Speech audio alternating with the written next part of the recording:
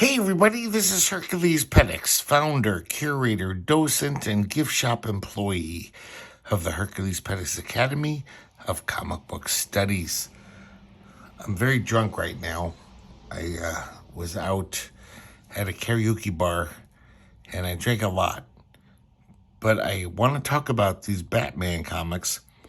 This is continuing our scholarly examination of these Doug Munch, Kelly Jones, John Beatty issues of Batman. And this 3-issue story arc is the Deadman Connection, which, if you know anything about Kelly Jones' career, this is kind of important because Kelly Jones made his bones on that first Deadman miniseries he did, like prestige format, DC. I think it was a 2-issue miniseries. The way he drew Deadman was crazy. I mean, you can see he looks like a dead man. He doesn't look like some muscular superhero. He looks like a kind of repulsive, skeleton-like creature with a little bit of flesh on him. And, many years passed. He did a lot of other stuff and started doing Batman. So this is kind of like a reunion. Because I believe, if I'm not mistaken, that Deadman miniseries was written by Doug Munch. I could be totally wrong about that, but I think he might have. So that might have been one of the first times they collaborated.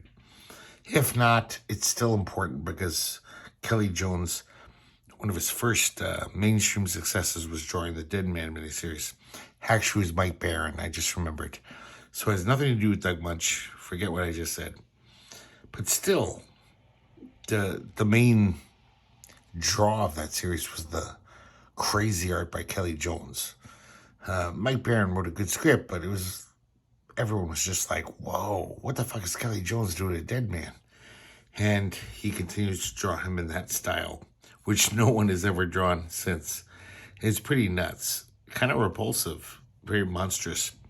So this is Batman 530, 531, and 532, 2 of which include glow-in-the-dark covers, which, unfortunately, I think they faded. Then again, maybe I have to, charge them under light for a while. So during this video, which will probably take a little while, hopefully these will charge enough. And when I'm done with the video, I'll wheel my chair over, turn off the lights, and see if they work at all. But they definitely have the texture. It's still there. It hasn't rubbed off. So hopefully it'll work. But these are some damn good comics. Doug Munch is really hitting the stride. Okay, I gotta put these under the light so they can soak up some UV rays. And we start off with number 530, the first part of the Deadman Connection. Once again, another beautiful, beautiful Kelly Jones and John Beatty cover. Amazing, just layout. Once again, Batman's cape is doing insane things that no cape would ever do, but it looks great. Okay, let's crack this open. Oh my God, look at this first page. First of all, if you remember, throughout this run, there's always like a little vignette of Batman starting off the comic. And I love this because this one's about some adventure in the territories that used to belong to the Inca. So Kelly Jones draws this almost Inca-like drawing of Batman instead of his normal just drawing a little Batman head. I think that was so brilliant. His first chapter is called Sweat of the Sun, Tears of the Moon. But look at this opening page here. I know, once again, the cape is doing insane things that it shouldn't do, and yet they're beautiful. Look at just the swoop of this. It's just such perfect design. His ears are just insane. They're even longer than normal. They're like an antenna on an old TV set. So we start off the story. Batman is outside of a pawn shop. He found the address of this pawn shop in the pocket of a murdered man. along with 2 Incan trinkets, which are made of silver and gold.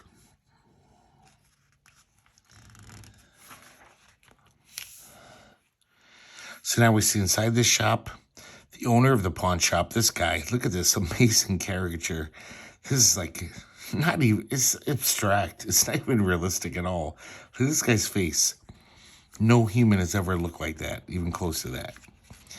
And he's basically like, he's a shady dealer, you know. He's one of those guys who gets illegally obtained artifacts and sells them to the highest bidder. So we have these like 3 kind of mob guys who are all bidding on these silver and gold Incan treasures.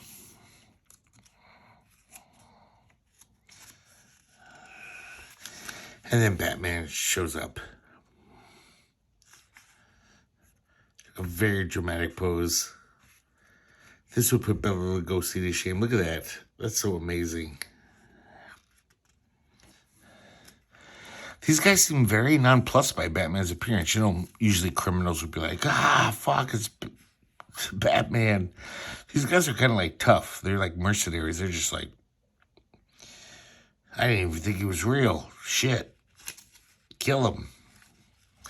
But Batman makes short work of them. I mean, you know, Batman fights Darkseid. These guys aren't much of a challenge. But just beautiful art in every panel here. Some guy attacks him with a golf club. Sometimes Doug Munch is kind of goofy. Pawned driver, doomed duffer. So dumb. But I don't know. Maybe some people would find it clever. I'm not a golfer, but he had some kooky stuff in sometimes.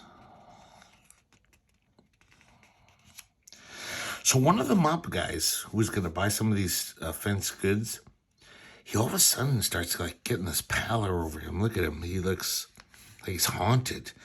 He's just saying, no, no. Meanwhile, Batman is just like taking out all these guys. Look at this panel here, how cartoony this is. Batman punches this guy who's about to shoot him with a shotgun. Oh, this is the guy we saw earlier, the owner of the pawn shop with the weird face. It's just like his face is like a crescent moon. It's totally bizarre. And so after he's taken out all the other guys, he realizes something's up with this guy. And this guy, this mobster who was going to, you know, buy this stuff, he says, you know, his word balloon is purple and the letters are all shaky as if it's not his real voice. Death to the defilers of Amaru, he says. And then he puts the gun to his face and blows his head off. Of course, Batman says no, because Batman doesn't believe in killing. And Batman's just like, what the hell was that? Why did he commit suicide? What did his last words mean? He can't place Amaru. He doesn't know what that is. So, and then Batman leaves. But of course, he pauses dramatically on this rooftop. Because that's what Kelly Jones does. This fucking stunning panel. His cape is ludicrous. It's just, but so beautifully drawn and striking. Look at the sky here, if you can see that. It's kind of tiny. It's just amazing. It's almost like a watermark on a book. A beautiful old hardcover book. Just this beautiful design. Just the work that Kelly Jones was putting into this monthly title that was just as expensive as your latest issue of The Flash or Superman. It's amazing. This shit, like, I mean, I'm glad it was a monthly, normally priced title, but it easily could have been in like, oh, this is a prestige format miniseries. This is all, the quality is so good, page to page. Meanwhile, we see there's these other guys behind the pawn shop. They're at the back entrance. And this dude is kind of like following them. These two guys are like talking about, yeah, this is the back entrance. This one guy is just kind of, he's been tracking them. He's got a gun. And all of a sudden, we see him like possessed. And he drops his gun. Because all of a sudden he's possessed by Deadman. If you know anything about Deadman, Deadman is this character named Boston Brand. He was a circus aerialist. He was assassinated. But then, I believe her name's Ramakush, this goddess, brought him back to life as almost like a ghost. That's why it's called Deadman. And he can't touch anything. You know, he's ethereal. But he can possess any body he wants. He can just jump into someone's body and make it do what he wants, like a meat puppet. So that's what he does with this guy. But, you know, there's a little shock when he possesses them. The guy drops his gun. These two thugs who are about to break into the back entrance of the pawn shop hear this and fire at him, and they kill him. And, of course, Deadman is like, oh, what have I done? They're killing him. I just wanted to possess him to whatever. To drop the gun. I didn't want him to commit murder. But they've killed him. I've actually caused his death. So he feels terrible, Deadman. So it turns out that these guys recognize him. They're like, hey, I served with that guy in Honduras. So these guys, we find out, are all like ex-CIA spooks. You know, the kind of guys who like supported the Contras and overthrew Allende and Chile's government. These are all like those bad CIA guys.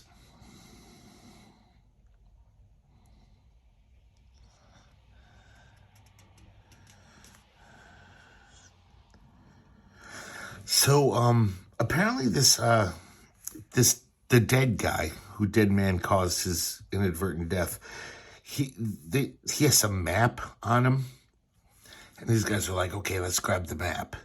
And Deadman hears this, of course, and he says, okay, I'm not going to let them succeed. Like, not only did they kill this guy, but now they're trying to roll him. They're trying to rob him. That's just too much. So he repossesses the dead body, because Deadman can possess a dead body as well.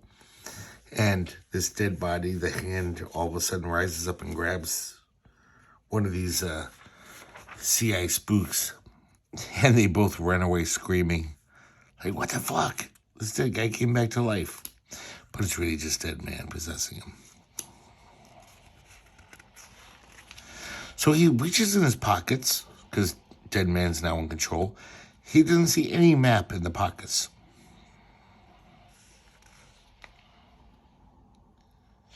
Look at this crazy Deadman here.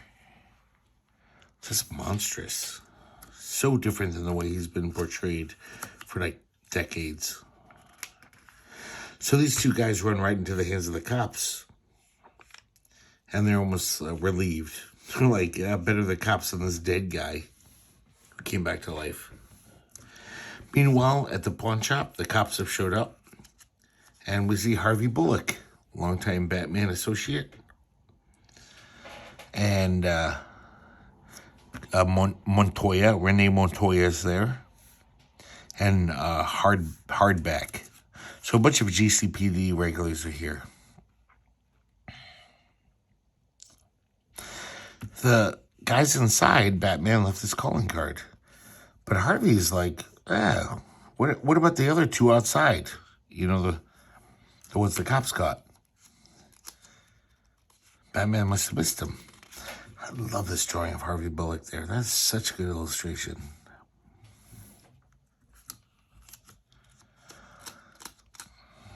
So there's some kind of like Incan artifacts of both scenes, both crime scenes. I love this how Harvey Bullock is like, you know, Harvey Bullock isn't that educated. He's like, Toltec or Aztec or Mayan or Deadman screaming at him. Of course, nobody can hear Deadman unless he's possessed somebody. He's like, Inca, you fat slob, Inca. And Harvey like feels this weird shiver down his spine because Deadman was yelling at him in his ghostly form.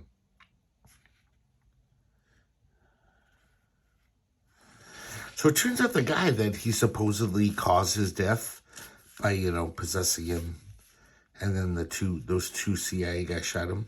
Turns out he's not quite dead. He's very, very injured. So Deadman's kind of relieved. He's like, maybe I won't have this death on my conscience. I got to get him to an emergency room. And then I can check out the Inca connection. And then he says something that we won't know about for a bunch of pages. He says, who knows, maybe the missing time ghosts belong to the ancient Inca cult of the mummy back from the dead. So apparently Deadman is following this missing time thing, which we'll find out about in a second. Now we cut away to the Commissioner Gordon at the police station. He's called in Batman. Look at this cityscape by Kelly Jones. Just a throwaway panel, really, in the hands of most artists. It's fucking beautiful. Look at that crazy architecture. And Commissioner Gordon is now, his run for mayor, I guess, didn't work out. He's back to being Commissioner Gordon. And Batman mentions that he's kind of pleased that things are back to normal, and he gets to deal with Gordon again. They share some notes, and apparently there's been note thefts from museums or archaeological digs. So where are these beautiful gold and silver ink and objects coming from? So that's the big mystery. Batman says, I think the key is Amaru. And of course, Batman pulls that disappearing trick on Jim Gordon once again. And he walks away. Now we cut to Deadman, who's possessed that dead guy. He goes into the emergency room, basically says, hey, I'm shot, I'm dying. Take care of me. And they take him to the ICU.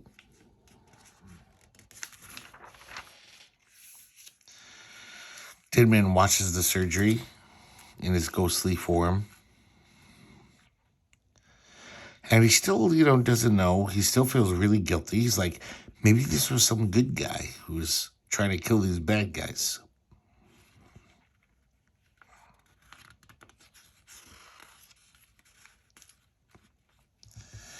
So he's still trying to find the map, this supposed map that'll clear up this mystery. And then once again, he possesses the dead guy. Even after he's been declared dead, he's in the morgue.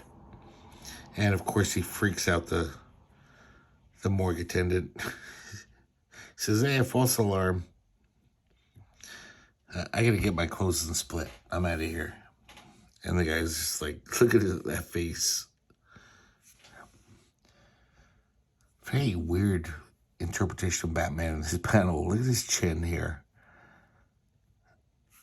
I don't really see that as being Kelly Jones-like.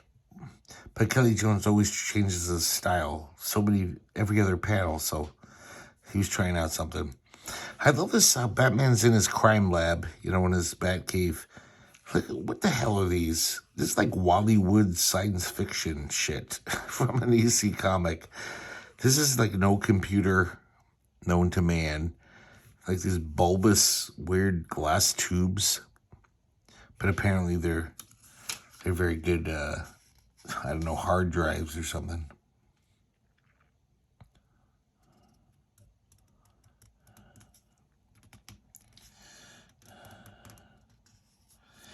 So Deadman comes to visit Batman, but he's in his ghostly form. So he's like, I can't talk to you. You can't hear me. But apparently, I've read a bunch of Deadman comics since I was a little kid. There's some really good ones. You guys got to check out in the 70s, Jose Luis Garcia Lopez drew a bunch of Deadman strips with Landmine scripts. They're like some of the best comics of the 70s. They're really good stuff. But I never heard of this. Apparently, Deadman can really summon his will and kind of appear to people without possessing a body. I never heard of this before. I don't know if Doug Munch made this up. So Batman's hanging out, and all of a sudden he sees this red glow. Look at this kind of like psychedelic, weird, bulbous thing. And he succeeds. He basically materializes in a ghostly form that Batman can hear. And Batman recognizes him. He's met Deadman many times. He says, Boston Brand. And he notices that Batman has not seen Deadman since his skeletal change. The last time he saw him, he looked like this. Kind of buff, like a superhero. But I guess I never read that Deadman miniseries. I don't know why. I really want it now because I love Kelly Jones. But apparently, basically Boston Brand just said, I was fooling myself. I'm dead. I'm truly dead. So why was I trying to give myself this body that was like a robust human male? No, I'm a fucking dead corpse. And I'm going to look like that. Look at this amazing drawing here. This is the thing with like Kelly Jones, his typical art I fucking love. But then he'll pull out a panel like this, which I don't even know who this doesn't remind me of anyone. This is just amazing. Maybe J.H. Williams III, like years from now, when he got really slick. I don't know who this reminds me of, but it's fucking beautiful. It doesn't really look like any of the other panels in this comic. Every now and then, Kelly Jones, not only is every panel beautiful in the comics he draws, but then he'll like just throw in a panel like this that's even beyond that. Like a totally different style. Just a slick, amazing, great panel there. Maybe Kevin Nolan is probably the closest person to who this looks like. And that's a good thing to look like.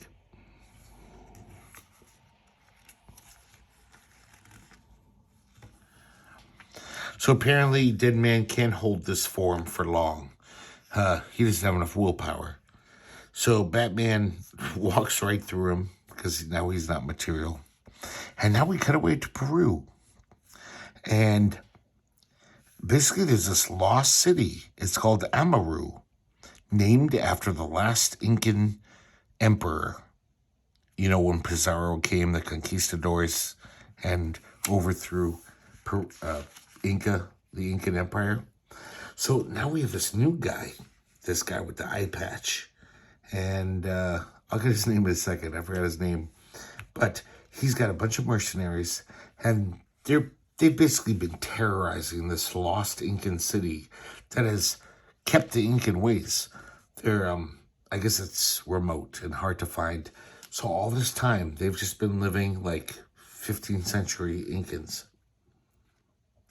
They've got tons of gold and silver. This bastard guy with the eye patch, he says, I know you got more of this. This is nothing. You know, this little pile of gold and silver. He's like, I know you have more. Every minute you hold out and not tell me where the rest of it is, I'll kill 3 of your people and blow up one of your pyramids. So right off the bat, we know this guy's not good.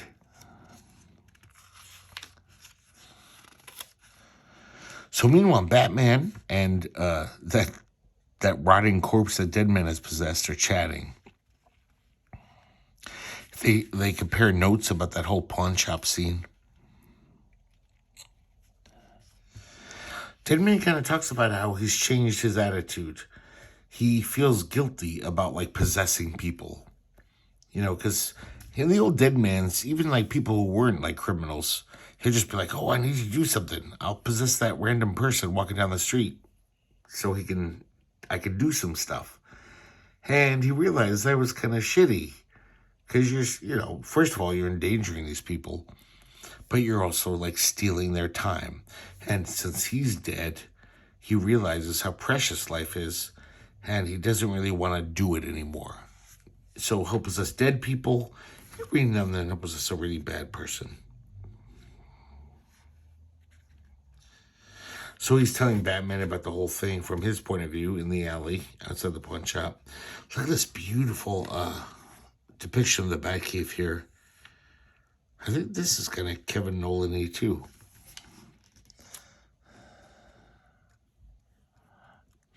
And so I guess the deal is about the missing time. So Boston Brand has been tracking this situation where all these people all of a sudden are having missing time And he knows what that's like. He possesses people and they miss the time. So when Deadman goes into you, you don't remember. He takes over your body. He might have you for 24 hours. And then you'll end up in, I don't know, another state or something, or totally whatever, with a broken arm. So he says, someone else is doing this. I know what this is. There's other people possessing bodies, not just me. I like this little, they've never done this in the Kelly Jones run here, where, you know, the classic thing of showing off Batman's Batcave, all the classic things, the giant Joker card, the T-Rex, the giant penny. It's kind of fun seeing Kelly Jones draw that. I don't know if it's my alcohol intake tonight, guys, but once again, I'm totally seeing Kevin Nolan here. That fine inking.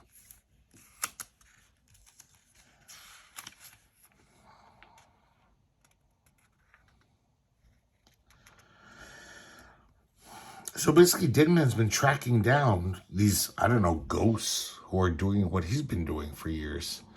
Like taking over people and, you know, stealing their time.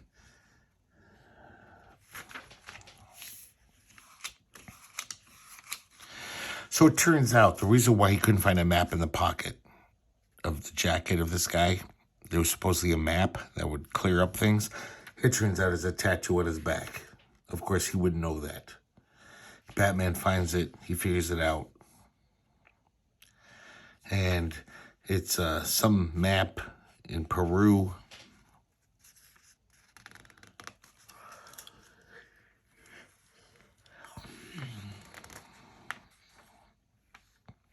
Once again, totally different style for Batman.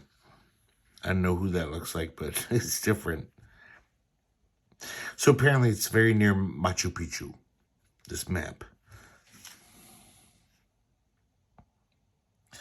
So Batman says, I'm going to fly down there, take care of this shit. And he says, yeah, I'll join you. And Batman's like, no, I don't want a rotting corpse on the plane. But Deadman convinces him. Oh, man. I know I sound like a broken record, guys, but every panel in this is like a revelation. This fucking Kelly Jones shit is just like, this is some of the best Batman ever drawn.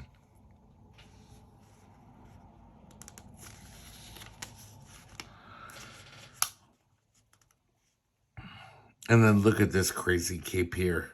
Oh my God. That is nuts, but it looks beautiful. It's amazing. Now we're back in Peru. That eye patch motherfucker. Oh, I think his name's like Colleen. It's like Sergeant Colleen. And apparently his intimidation worked. There's like a fucking mountain of silver and gold. A hangar, an airplane hangar full. And basically he's going to enslave all these Indians so they can basically be like pack mules and pack there's a train, a choo-choo train. He's gonna have these guys pack the train full of this gold so they can take it to civilization and sell it. This guy's a total sadistic fuck. He tells these Incans, get to work, pack the train outside. And then the interpreter's like, wait, Mr. Clean, they don't understand you. You didn't let me translate. He doesn't care. He says, what are these lazy guys doing? And he kills them. So he's a total piece of shit bastard. Apparently, the reason why he's getting away with this, just like how the Incans fell, because they thought Pizarro was a god. They think he is Viracocha, a white-skinned deity who came to teach the Incas civilization. So once again, you think they've learned their lesson. The Incans are like, oh, this light-skinned guy is a god. Even though he seems like a piece of shit, we have to do what he says because he's a god.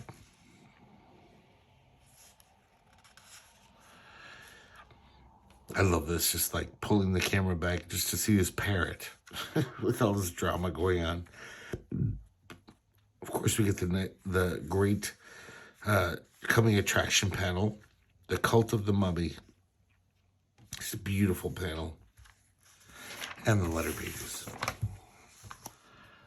Okay, 531. This is the first glow-in-the-dark cover.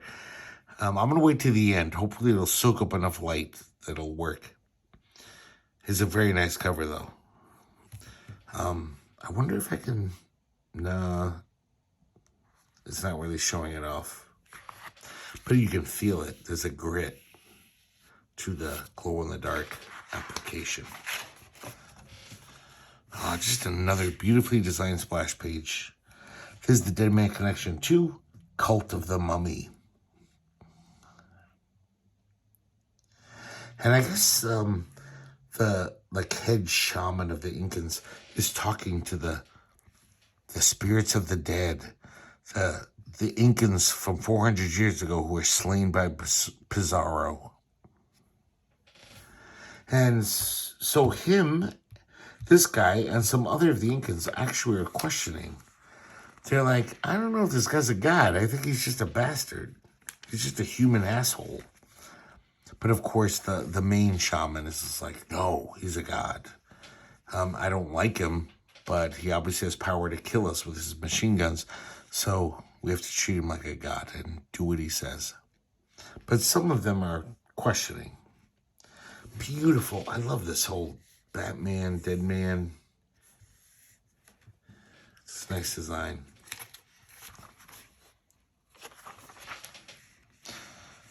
I like the way they do this, these spectral 400-year-old Incans, the ghosts of them, with this like blue overlay. This is something we haven't seen much of in this comic. It looks very cool. It definitely looks like, okay, they're not from our reality. They're ghosts.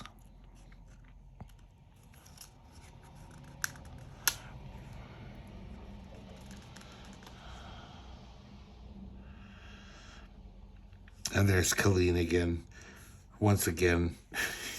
The other pages, he looked totally normal. Now he looks like a steroided out, like as if he was baned. Kelly Jones isn't known for his consistency.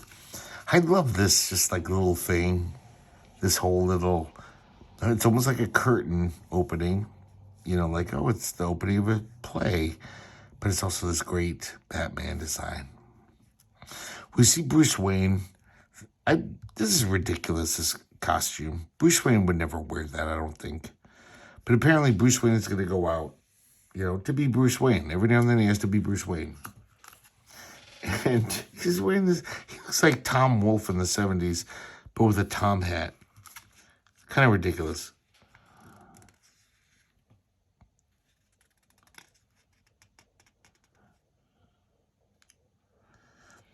This is weird, like they're almost having a theological discussion based on science, based on holograms and stuff.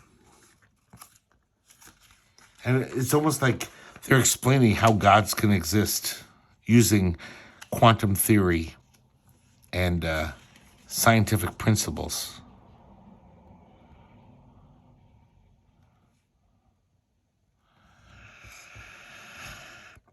I'm sorry, not gods, ghosts. He's almost like proving how ghosts can exist by using scientific principles. Ted Munch was really into like all kinds of conspiracy stuff and, different modes of thinking. He would often pepper stories with this. And this is pretty interesting. I don't really quite understand it, but it's interesting. I have a lot of friends who I totally respect who swear up and down that they saw a ghost. And they'll tell me the story. And I still think they were just, I don't know, they were drunk. I still don't believe it. I've never seen a ghost. I wanted to see ghosts when I was younger. I would hope, even though it would have terrified me, but I just wanted to believe in something out there, something different, than reality. But in there, I never saw one. Even though people I trust have told me they've seen them. They've seen UFOs. So it's confusing. I don't know what to think. These people aren't crazy. They believe what they saw. But I think there's a rational explanation. Sorry to go off on a tangent.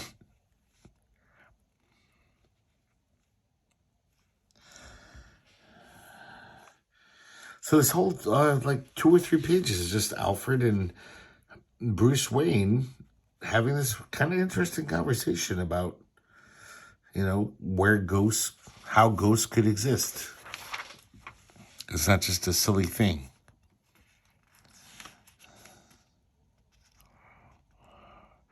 I guess if you knew Deadman, you wouldn't doubt it at all, right? It's kind of funny that they're like, maybe ghosts could exist. It's like, you fucking know Deadman. He's a ghost.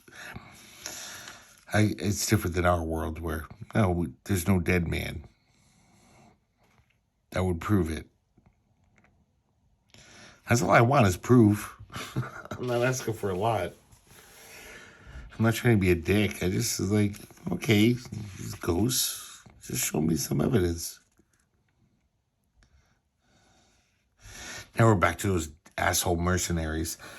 They're totally just brutalizing this poor this lost Incan tribe. Excuse me. Basically, this guy Kalina is planning to kill all of them as soon as they have packed the trains full of gold and silver.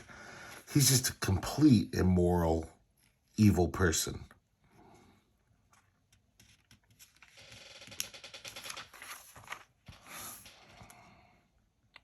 So Batman is flying to Peru with Deadman, who is possessing this corpse, this dead man, and they parachute down.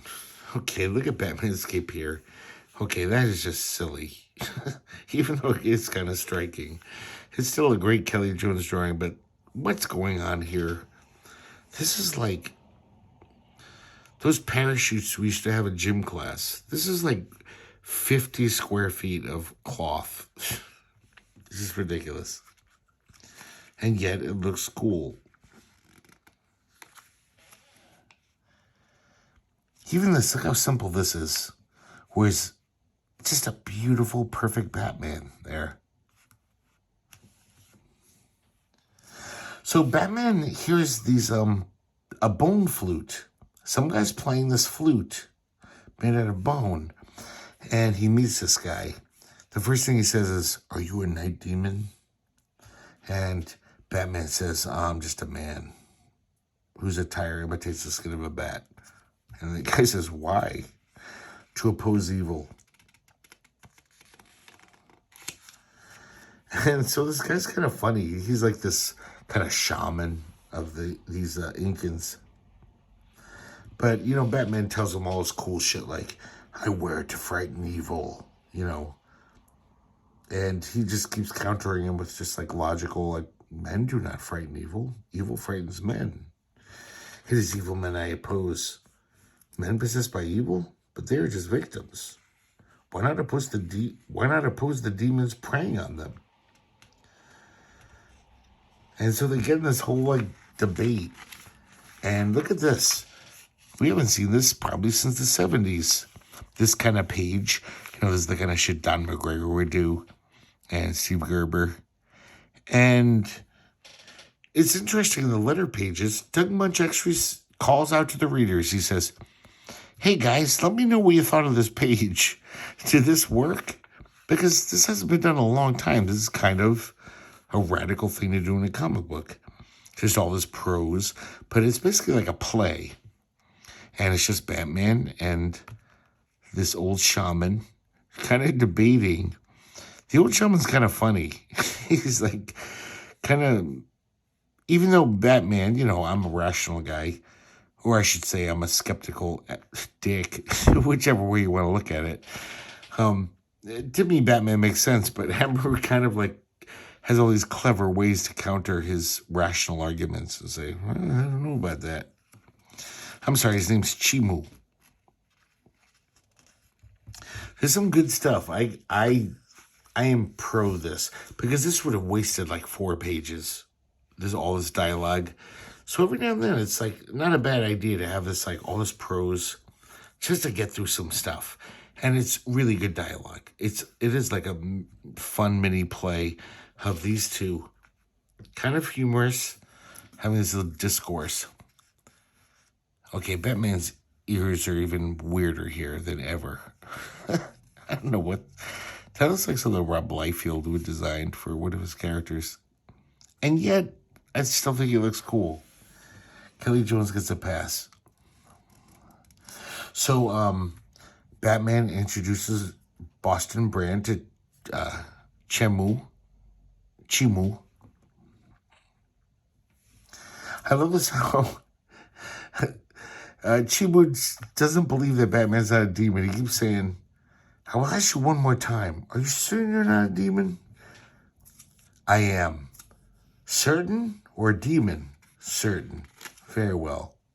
And then like 2 panels later, he still calls him a demon. Really like this character, Chimu. I wish some DC writer would like utilize him.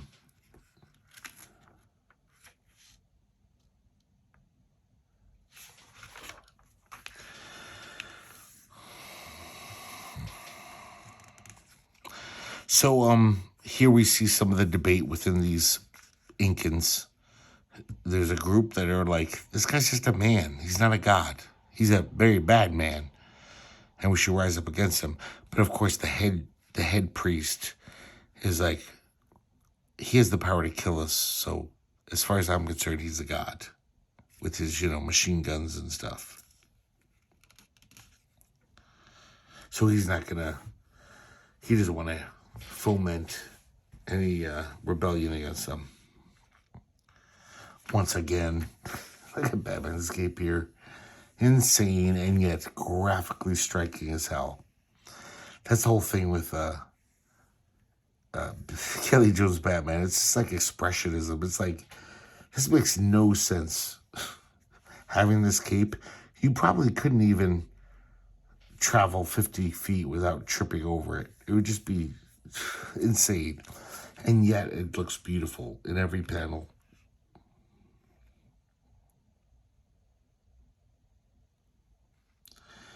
I love this. This is another funny part where they're at Machu Picchu and Batman's asking him questions about Machu Picchu because Machu Picchu is like, we don't even know who made it. It could be pre-Incans, late Incans. Nobody knows. It's a total mystery.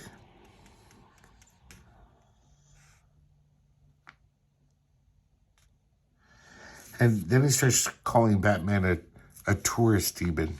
Because he's like, yeah, the only people who ask about Machu Picchu are tourists. And so he starts calling him tourist demon. I've read a lot of Doug Munch over the years. And I got to say, this is some of the funniest shit he's ever written. Some of this dialogue between Chimu and Batman is actually pretty fucking clever and funny. It's just like perfect comic dialogue. So it turns out that Machu Picchu is not actually on the map. It's slightly close to Machu Picchu, and it turns out to be these 3 mountains, which I didn't point out, but here we go. One of them looks like a sawed-off volcano mountain, because it is. It's an inactive volcano. So that's where the action is. That's where they're going to solve this mystery. God, once again, look at all these panels. Like, that alone is a standout panel. I know it's not much, but just a perfect Batman. Then look at this awesome panel of him walking on this log with his cape. Just beautiful shit. Then again, I don't know about this one. This is like very steroided out. I still think it looks kind of cool, but it just changes from page to page, but they all look kind of cool. I like this scene, too, where Chimu gives Batman his bone flute, and Batman, is humbled, is very honored, so he gives him a batarang. And, of course, Chimu's just like, oh, wow, thanks, just what I need. A symbol of the terror inspired by night demons. It's pretty funny.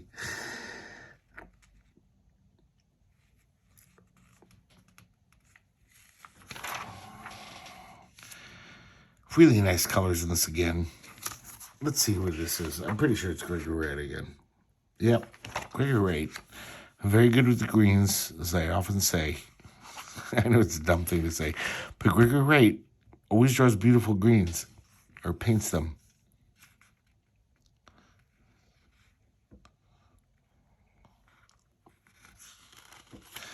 So finally, Batman and Deadman confront the mercenaries. That's a pretty kick-ass pose there. Oh, this looks so good to me. So nice. So they're kicking the shit out of these mercenaries, a handful of them.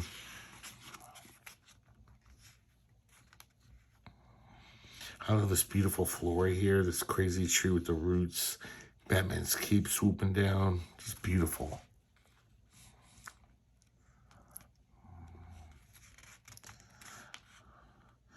That's a pretty buff Batman there. Pretty macho.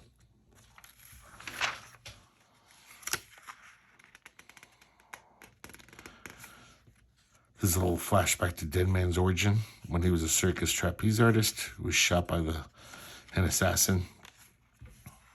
Pretty nice panel. And as they're basically swinging over this ravine, Deadman's corpse host gets shot again. So he's really getting beat up, his corpse host. Once again, Kelly Jones throws in this totally just a beautiful animal in the jungle. Has nothing to do with the story. This panther doesn't attack anyone. It's just like, oh, it's a beautiful panel. We see these two mercenaries walk through the jungle, and it's just this beautiful drawing of a panther.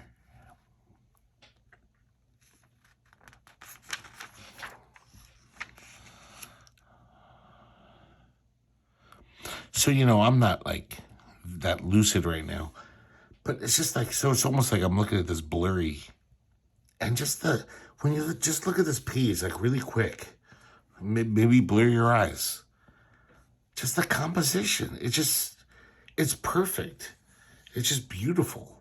The colors, the shapes, the way they're in the panels. Like, this is just masterful stuff as far as cartooning. There's better stories out there.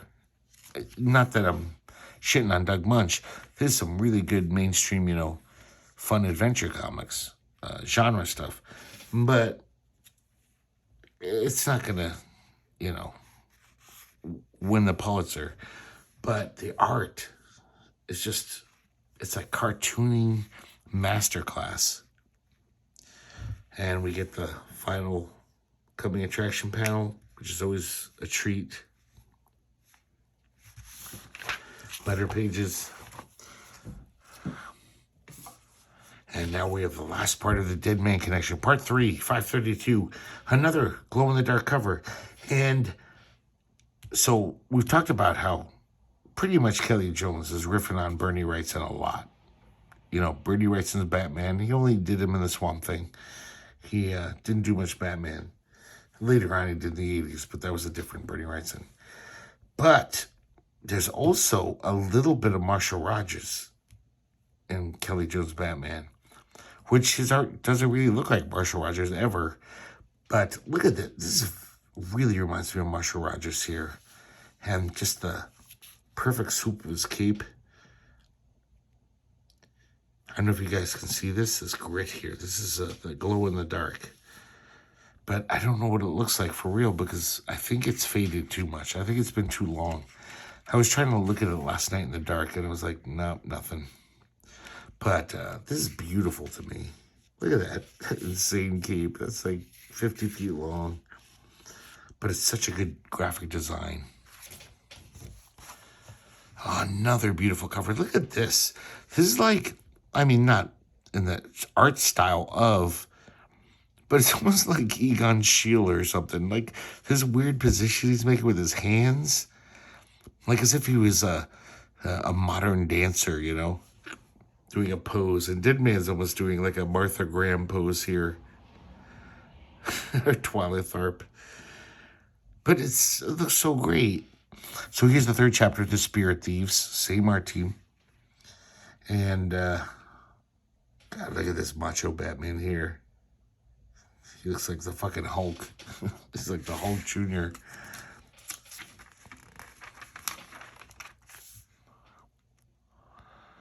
So Batman calls up Alfred, says, hey, those guys are going to the major city in Peru here with all that gold and silver. Alert the authorities. Of course, Alfred says, can do, Batman. But Batman and Deadman have bigger fish to fry. They're going to get to the bottom of this. Chimu returns. In the last issue, Chimu basically said, I've given you all the help I can get. I can give you. I'm leaving. But now he comes back. He basically says, yeah, you guys need more truth. I didn't give you enough truth last time.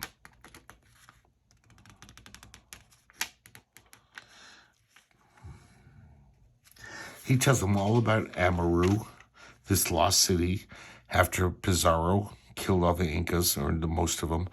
A few of them took all their treasure, all that tons of gold and silver, to this place in the sunken volcano. I'm sorry. Defunct volcano.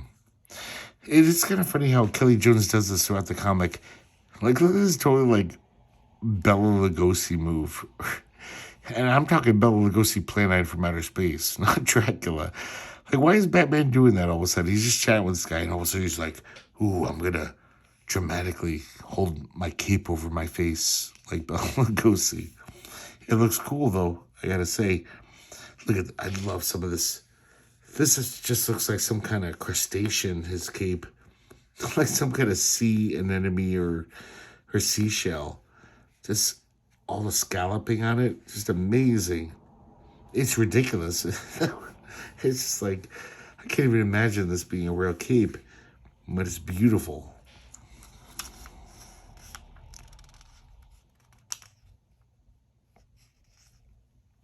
We cut back to that bastard Killeen. And he's talking to his guys, and just like, oh man, we're going to be ex-soldiers of fortune, with the emphasis on fortune, after they, loot this temple.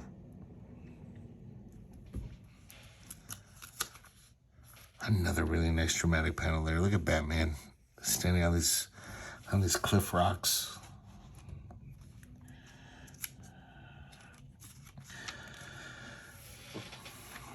So Batman is casing the joint, basically. Batman and Deadman in that corpse. And they take on the mercenaries again. Deadman and Batman combined. And they basically knock him out.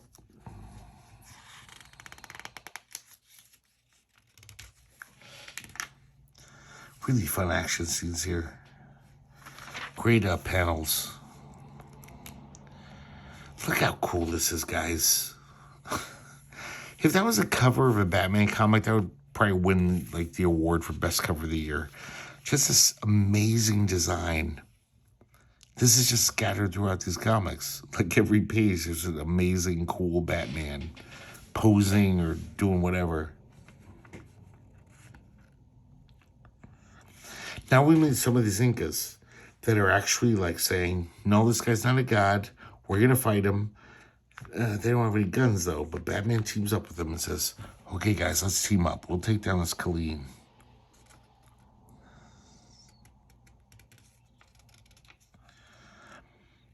And so Batman leads the charge. Look at this panel with him kicking this guy, and the foot's totally coming 3D style out of the panel. That's some foreshortening there. That's pretty tough.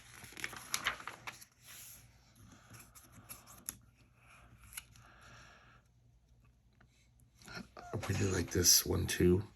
Very odd position for Batman, but it still looks great. Look at him posing here. Just such amazing poses. What a drama queen. I guess these Incans don't speak any English, so Batman's trying to ward them off here. He's saying, don't follow me. You guys stay here. He can't express that in words, so this is his dramatic way of saying, stay. This kind of works. Mercenaries are shooting at Batman. He's avoiding the bullets. Another cool panel. And then Batman uses that bone whistle that Chimu gave him. The bone flute. Look at this. The notes are like these heavy metal skeleton things. I'm surprised the heavy metal band never used this concept. Musical notes that are like skulls. And it summons all these bats. Look at this amazing design here. With Batman, he's off center. And all these bats just emanating from him, like kind of designy bats. That's almost like psychedelic, kind of groovy. So, of course, the bats attack all these mercenaries. They don't like the sound of the bone flute. It's kind of interesting because I noticed in many comics, Batman seems to be akin to bats. There's no real reason why he should be. I mean, sure, he took the form of a bat, but I'm sure Bat wouldn't be like, oh, that guy, he's our friend, because he wears a cape. But in this one, you can see that Batman's kind of shielding himself, like, oh yeah, these bats are going to attack me because I'm blowing this bone flute. And he's actually protecting himself from the bats, which makes much more sense. Bruce Wayne would be attacked by these bats, I'm sure.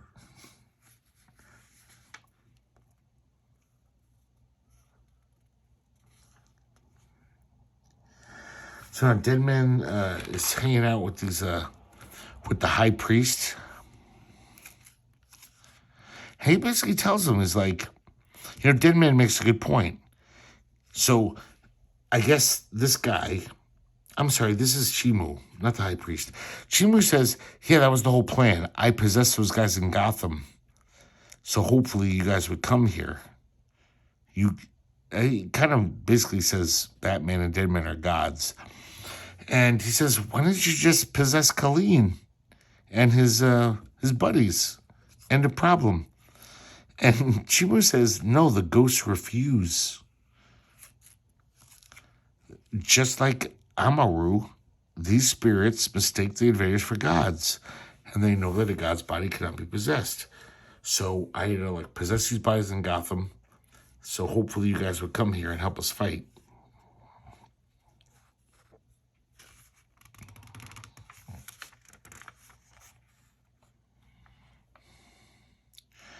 So look at Deadman's possessed body now. He looks like a Graham Ingalls character. Or Jack Davis. It's like he's rotting away.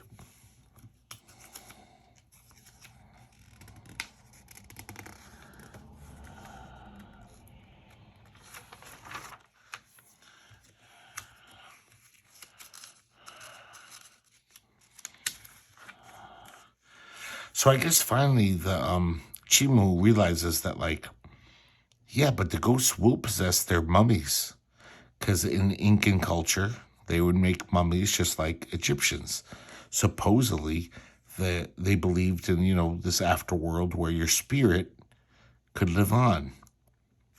And so Deadman basically says, okay, I know they won't possess the bad guys because they think they're gods, but why don't they possess their old bodies, their mummified bodies, and they could help us fight. And that's exactly what happens. Here they are coming out of this well where they've all been hanging out, mummified. Pretty creepy. This is like Kelly Jones showing off his horror chops. Once again, we have that thumbprint sky. Just beautiful design work, totally throwaway. I don't think anyone would care. No editor would be like, there's no design on the sky there. But Kelly Jones is just amazing. Maybe kind of obsessive. He can't stop himself. Because this probably took him twice as long to draw because of that. And yet, DC Comics didn't give a shit. It's not like they're like, oh, we're giving you a raise for that extra work. They don't care. It's just Kelly Jones cares, though. Look at this wicked Batman yelling there. Here we see some Neil Adams going on, even though it's way more, exaggerated. It's almost like, it's kind of funny. It's like Kelly Jones is basically looking at every great Batman artist throughout history and maybe stealing a little bit here and there, or at least being influenced by them. Definitely Obviously, mostly it's Bernie Wrightson. But you see a little Marshall Rogers, you see a little Neil Adams. I think even some panels you see a little Jim Lee. Very little. So the mummies are attacking the mercenaries, these possessed mummies, but the leader, Calenus, is escaping. Look at this wicked Batman here. Looks like a night gaunt.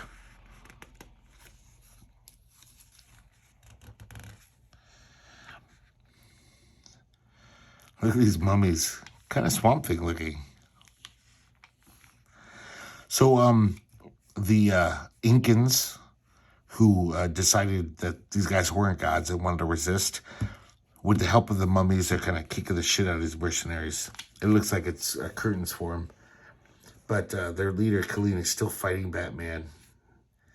And Batman conks him in the head with an ingot of gold. And then it seems like it's all over. The good guys have won.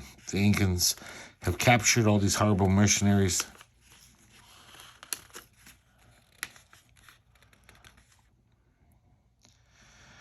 And I believe this is the High Priest? Or Chimu? Sorry, I get confused. He can see Deadman because he's used to talking to spirits. Deadman doesn't have to possess anyone to talk to him.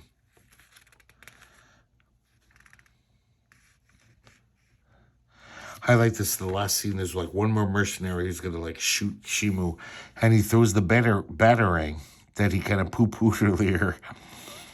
And he's like, oh, it does whistle when you throw it. Only until it whacks. So this seems very odd to me, this panel. Look at this, guys. This is Kimu. The word balloon is going to him. He says, I trust my gift to you, Night Demon, was as useful as yours to me, talking about the bone flute. And all of a sudden, Kimu has turned into this, I don't know, Banana Splits character or H.R. Puffin stuff, like this weird cartoony character with two big googly eyes, like he's a big furry creature. But that's just for this panel. I don't get that at all. It's kind of cool, though. It's kind of weird and interesting. Like, what? Why? But now Kimu's back to normal, obviously. Of course, they continue their almost theological debate, talking about spirits and religion and demons and shamans. Of course, Batman is not that into spiritual stuff.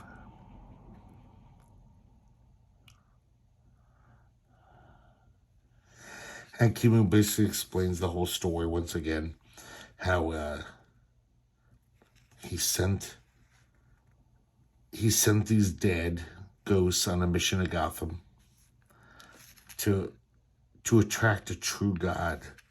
So Kimu is basically calling Batman a god. He's a god demon.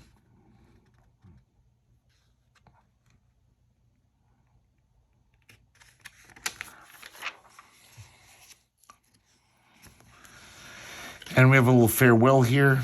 Colleen is captured. He's attached to a llama. And I guess they're going to march him to the authorities in Lima. And Deadman is just totally full of flies now.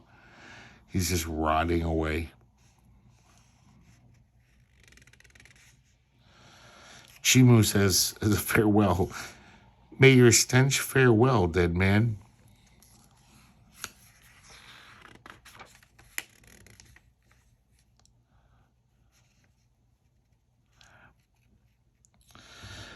So, at the end, basically, Batman says, no, we're not going to tell anybody about this lost city because people will just exploit it. So let's just get back to Gotham and forget about all of this. And I like this, how it says dead end. And we got more letters. So, guys, I hope I did okay in my drunken state.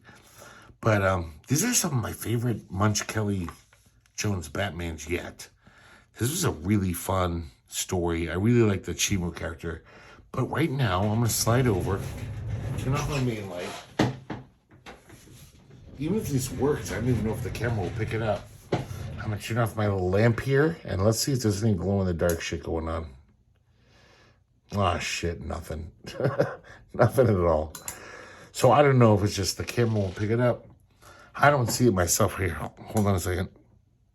I kind of see the Batman logo a little illuminated, but not really. It just looks like an amorphous kind of blobby thing going on. So I don't know if it's these are always like that or they've faded over the years. These are fucking 20 years old now. Wait, 90, 96. Yeah, they're way over 20 years old. So I don't know if these things weren't made to last. It looks kind of wicked. You can't see it. But when I tilt my face to the glare, it looks like there's supposed to be this cool Deadman ghost effect. So I'm kind of bummed they don't glow in the dark anymore. I wish I could have showed them off to you guys. But I hope you guys like looking at these. I really liked rereading these again. I totally forgot these stories. Like I said, it's been, I guess, over 25 years. And beautiful stuff. Kelly Jones, I can't believe he keeps getting better somehow. Like, just when I think he can't be more brilliant, he bamboozles me and gets even better. So, guys, if you don't have these, I think they're dirt cheap. I'm pretty sure you can find these in dollar boxes. Buy these. There is a collection. You could also buy the graphic novel. But, oh, my God. I love, as far as superhero comics in the past 30 years, 40 years, some of my favorite superhero comics ever made. And recommend them highly. And thanks for watching. And I hope to see you next time here at the Herculespetix Academy of Comic Book Studies.